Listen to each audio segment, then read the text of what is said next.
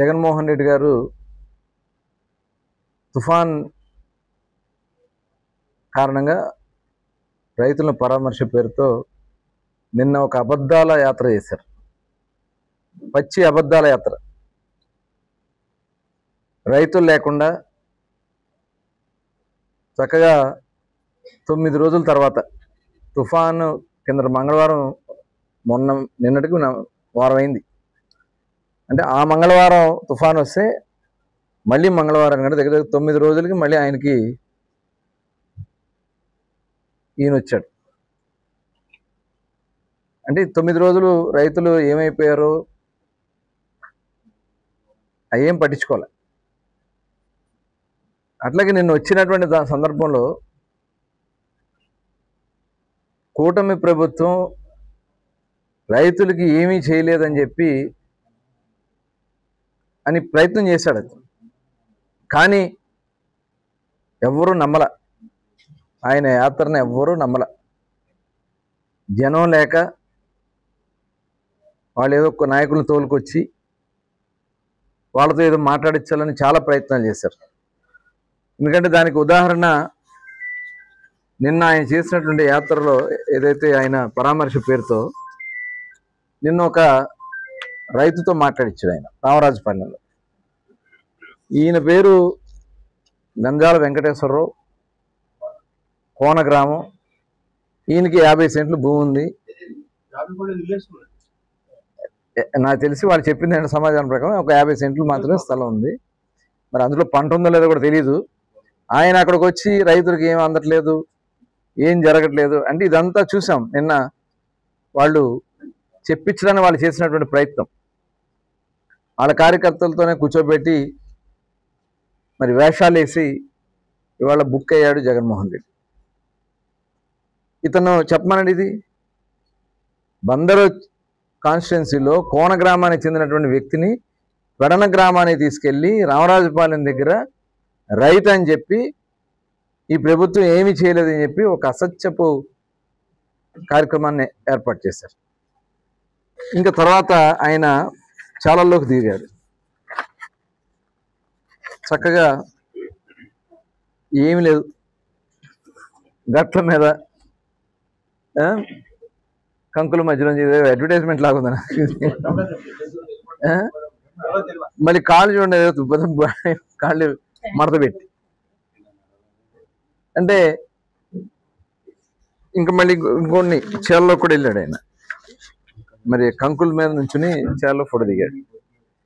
ఇవాళ మేము గర్వంగా చెప్తా ఉన్నాం, ఈ చేల్లో నీళ్లు నిలబడలేదంటే దానికి కారణం కూటమి ప్రభుత్వం తీసుకున్నటువంటి నిర్ణయం అని చెప్పి నేను చెప్తా ఉన్నాను. కాలువలన్నీ మేము బాగు చేస్తాం. 5 సంవత్సరాలు ఆయన వదిలిపెట్టేశాడు. 5 సంవత్సరాలు ఒక చారుడు మట్టి కూడా తీలా, ఏ కాలువలో కానీ ఏ మురుగు కాలువలో కానీ పంట బహుదూరులో కానీ ఎక్కడ కూడా తీలా. మేము తీసినటువంటి కారణం కానీ ఇవాళ ఎంతో కొంత పంట నష్టం అయితే జరిగింది, కానీ నిలబడిందంటే దానికి కారణం మేము చేసినటువంటి కార్యక్రమం. అది జగన్మోహన్ రెడ్డి గారు కూడా తెలుసుకోవాలి. ఇవన్నీ కూడా ఓకే.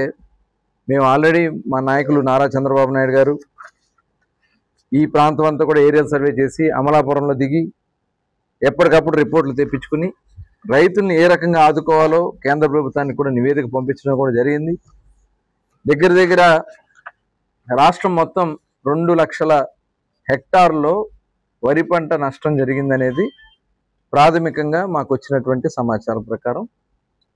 అలాగే మిగతా పంటలు కమర్షియల్ క్రాప్స్కి సంబంధించి కూడా 1,83,000 హెక్టార్లో మొక్కజొన్న తదితర పంటలకు సంబంధించినంత కూడా కేంద్రాన్ని పంపించాం. దగ్గర దగ్గర 5,000 కోట్ల రూపాయలు, 5,600 కోట్ల రూపాయలు దగ్గర దగ్గర నష్టం జరిగిందనేది ప్రాథమికంగా ఉన్నటువంటి అంచనా. అట్లాగే రోడ్లు దగ్గర దగ్గర 46,000 కిలోమీటర్ల రోడ్లు ఈ వర్షాల కారణంగా, తుఫాన్ సందర్భంలో కురిసినటువంటి వర్షాల కారణంగా ప్రకాశం జిల్లా కానీ నెల్లూరు జిల్లా కానీ ఇటు గుంటూరు, కృష్ణా, వెస్ట్ ఈస్ట్ గోదావరిలో, అటు విశాఖపట్నం అంటే చాలా వరకు వర్షాలు ఎక్కువ పడినటువంటి ప్రాంతాలన్నీ కూడా రోడ్లన్నీ కూడా దెబ్బతిన్నాయి. ఇవాళ ఎక్కడా కూడా ప్రాణ నష్టం జరగకుండా ఈ ప్రభుత్వం కాపాడింది. అధికారులందరూ కూడా రోడ్ల మీద ఉన్నారు, ప్రజాప్రతినిధులు అందరూ కూడా రోడ్ల మీద ఉన్నారు. మంత్రులు ఎక్కడ లేరని మాట్లాడతాడు, ముఖ్యమంత్రి గారు లండన్ వెళ్ళాడు అంటాడు, లేకపోతే లోకేష్ గారు క్రికెట్ మ్యాచ్కి వెళ్ళారు అంటాడు. ఇక రాష్ట్రంలో ఉన్నటువంటి ప్రజలందరూ కూడా వాళ్ళకి ఏం చేయాలో అన్నీ మేము ఏర్పాట్లు చేస్తున్నాం. చంద్రబాబు నాయుడు గారు ఇవాళ లండన్ వెళ్ళింది మీకులాగా మీ పిల్లల్ని పలకరించుకోవటాకో, లేకపోతే మీ పిల్లలతో షాపింగ్లు చేయటాకో, లేకపోతే మీకు ఏదో ట్రీట్మెంట్ అంటారు, ఒకళ్ళ ట్రీట్మెంట్ కోసం వెళ్ళాలి చంద్రబాబు నాయుడు గారు. చంద్రబాబు నాయుడు గారు వెళ్ళింది రేపు ఇన్వెస్ట్మెంట్ మీట్కి సంబంధించి కొంతమంది ప్రతినిధులను ఆహ్వానించడానికి, అలాగే అత్యంత ప్రతిష్టాత్మకమైనటువంటి అవార్డుని ఒక ఫ్యామిలీ మెంబర్గా భువనేశ్వర్ గారికి వచ్చింది కాబట్టి అవార్డు ఫంక్షన్లో పాల్గొనడానికి వెళ్ళారు. నీకులాగా నీ తల్లినో చెల్లినో వదిలేసే కుటుంబాలు కాదు. నీ చెల్లిని రోడ్డు మీద వదిలేసావు. ఇవాళ కుటుంబం మీద ఉన్నటువంటి గౌరవంతో ఆయన వెళ్ళారు. అది కూడా తప్పు అంటావా జగన్మోహన్ రెడ్డి గారు? తర్వాత నారా లోకేష్ గారు కంట్రోల్ రూమ్లోనే కూర్చుని, చంద్రబాబు నాయుడు గారు, నారా లోకేష్ గారు అందరూ కూడా కంట్రోల్ రూమ్లోనే కూర్చుని ఏరియాలు తిరుగుతూ అంతా కూడా నార్మల్స్కి వచ్చాకే వాళ్ళు బయటకు వెళ్ళారు. ఇవాళ లోకేష్ గారు క్రికెట్ మ్యాచ్కి ఎందుకు వెళ్ళారు? ఆడబిడ్డలకి ఈ దేశంలో ప్రోత్సహించాలి, ఆడబిడ్డలను గౌరవించాలని చెప్పి ఆయన క్రికెట్ మ్యాచ్కి వెళ్ళడం తప్ప. నీకులాగా పబ్జీ గేమ్లు ఆడలేదే, 6 అవ్వగానే 5 అవ్వగానే ఇంట్లోకి ఎవరిని రానివ్వకుండా తలుపులు అయితే తాళాలు వేసేసి గొలుసులు వేసేసి పబ్జీ గేమ్లు ఆడుకోవట్లేదే. అహర్నిశలో కష్టపడుతున్నాం ఈ రాష్ట్రం కోసం, ఈ రాష్ట్రాన్ని అన్ని విధాలా ముందుకు తీసుకెళ్లడం కోసం కష్టపడుతున్నాం. ఈ రాష్ట్రంలో ఉన్నటువంటి యువతకి 20 లక్షల ఉద్యోగాలు కల్పించాలనే లక్ష్యంతో పనిచేస్తున్నాం. ఇవాళ ప్రభుత్వం తీసుకున్నటువంటి నిర్ణయాలకి దేశ విదేశాల నుంచి అతి ప్రతిష్టాత్మకమైనటువంటి కంపెనీలు రాష్ట్రానికి వస్తున్నాయి. ఇవాళ గూగుల్ సంస్థ ఇవాళ అనేక రాష్ట్రాల్లో చేయలేనటువంటి కార్యక్రమాన్ని ఆంధ్ర రాష్ట్రంలో చేశారంటే ప్రభుత్వం తీసుకున్నటువంటి పరిపాలనా విధానాలు, నిర్ణయాలు ఫాస్ట్ ట్రాక్లో పెట్టి పర్మిషన్స్ ఇప్పించడం, ఫాస్ట్ ట్రాక్లో పెట్టి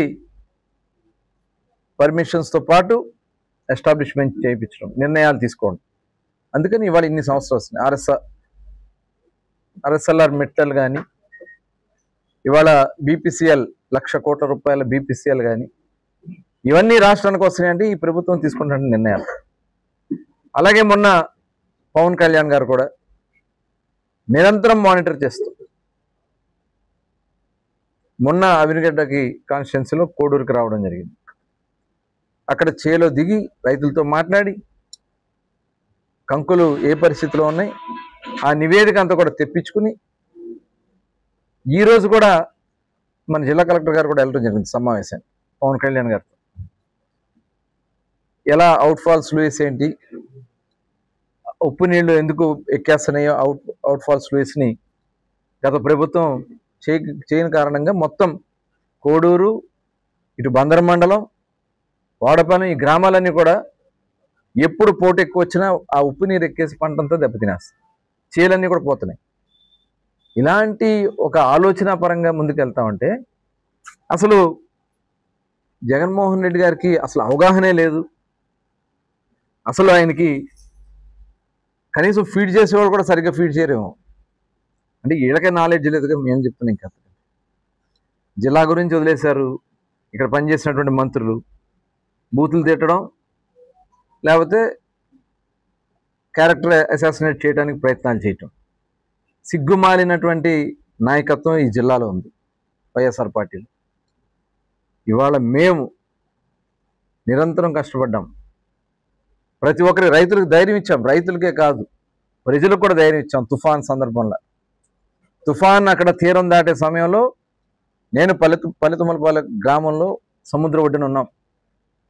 మీ నాయకులు ఎక్కడున్నారు చెప్పండి?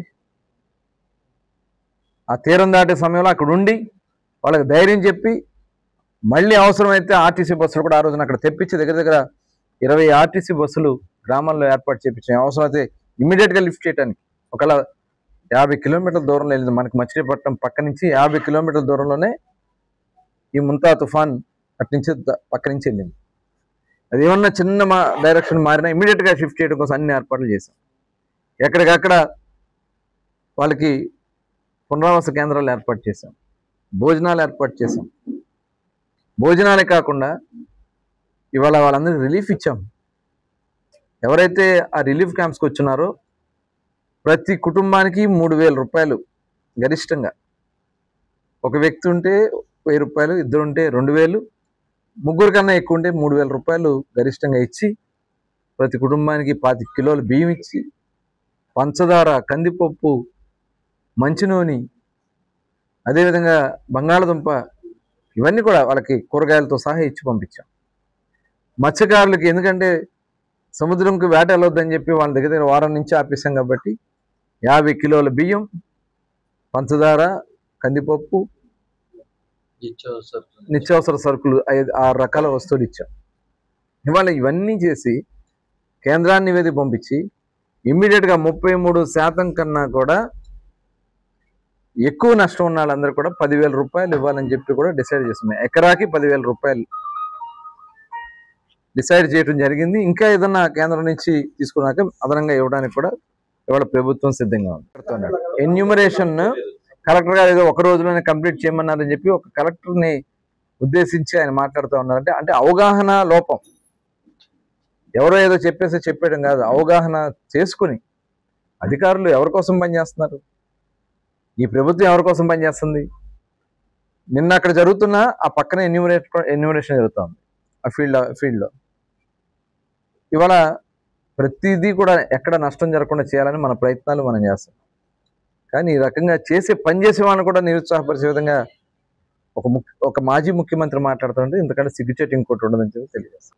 ఆ పాలు పోసిన టైంలో కంకులు కొట్టుకుని గాలి వల్ల నష్టపోయింది, రాలిపోయింది అని చెప్తున్నారు. అవన్నీ కూడా అంచనాలు వేస్తాం, దాని ప్రకారమే రైతులను ఆదుకోవడం జరుగుతుంది. ఒక విడతలో ఇవ్వలేదే, లేకపోతే కేంద్రం ఇచ్చే 13,000 తప్ప 13,000లో 6,000 రూపాయలు, అప్పుడు 7,000 రూపాయలు కేంద్రం ఇచ్చింది, మిగతాది వీళ్ళు ఇచ్చారు. ఈయన ఏం చెప్పాడు, కేంద్రంతో సంబంధం లేకుండా ఈయన ఇస్తానని చెప్పాడు. ఆ రోజున కేంద్రం ఇచ్చిన డబ్బులు ఇచ్చాడు తప్ప ఈయన ఏమవలేదు. మేము 20,000 రూపాయలు ఇస్తామని చెప్పాం ఇన్పుట్ సబ్సిడీ. 20,000 రూపాయలు మొదటి విడత వాళ్ళు 3 ఇన్స్టాల్మెంట్ ఇస్తారు, 3 రోజులు 6,000. మేము 6,000 కాకుండా మొత్తం కలిపి 20,000 రూపాయలు ఇస్తున్నాం. 20,000 రూపాయలు అది 3 విడతలుగా ఇస్తాం. 7,000, 7,000, 6,000. ఫస్ట్ విడత ఇచ్చారు, వెంటనే 7,000 ఇచ్చాం. సెకండ్ విడత వాళ్ళు ఎప్పుడు విడుదల చేస్తే అప్పుడు మేము ఇంకో 7,000 రూపాయలు ఇస్తాం. మూడో విడత ఎప్పుడు విడుదల చేస్తే అప్పుడు వెంటనే మేము ఇంకొక 6,000 రూపాయలు ఇస్తాం. ఒక పూట 2 గంటలు వచ్చేసి విజయవాడ వచ్చి ప్రెస్ మీట్ పెట్టి వెళ్ళిపోయాడు, బాయ్ చెప్పి వెళ్ళిపోయాడు. చంద్రబాబు నాయుడు గారు నిత్యం 24 గంటలు కంట్రోల్ రూమ్లో కూర్చున్నారు.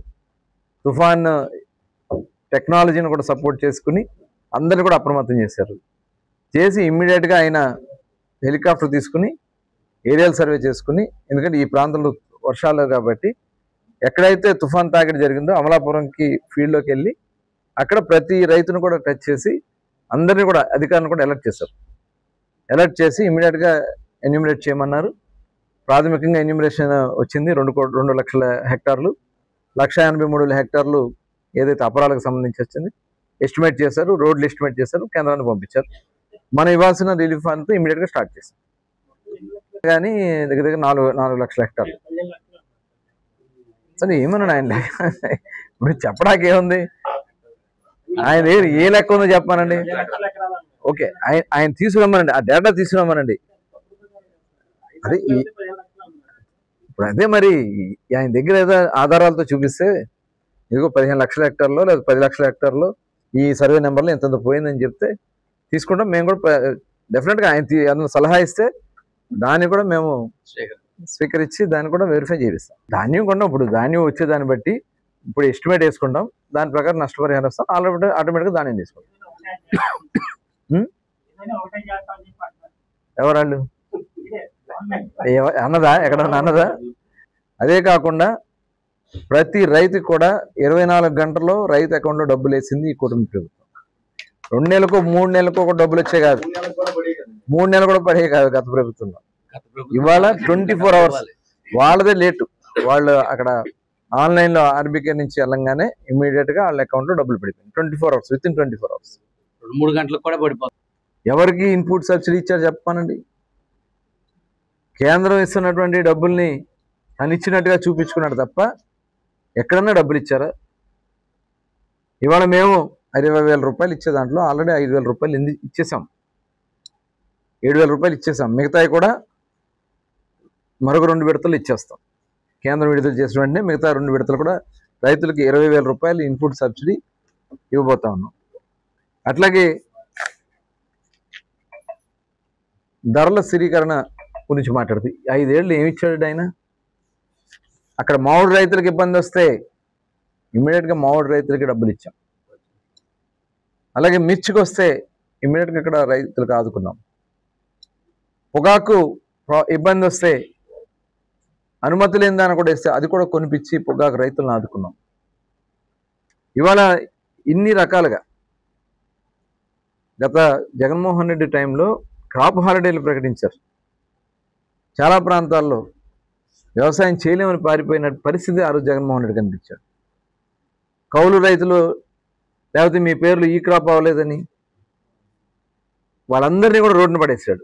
ఇవాళ 99.9% మేము ఈ క్రాప్ చేయించాం.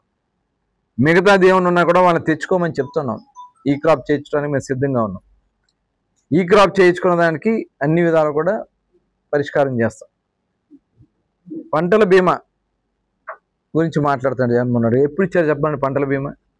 5 ఏళ్ళు ఆ టైంలో ఏ రోజన్నా ఆయన పంటల బీమా ఇచ్చారా? ఎక్కడన్నా కనీసం రైతులను పరామర్శించారా?